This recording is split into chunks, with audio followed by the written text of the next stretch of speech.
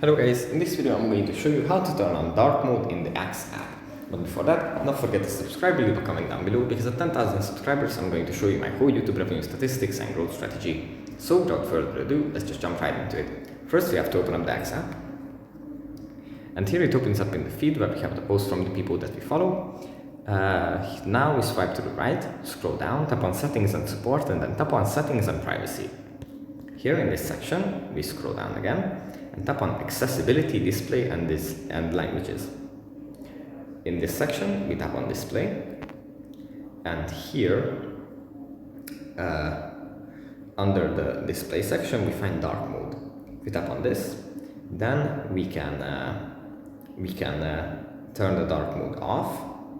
Now it's in light mode. Turn the dark mode on, and in the dark theme, we can select either lights out or the dim version, whichever we like.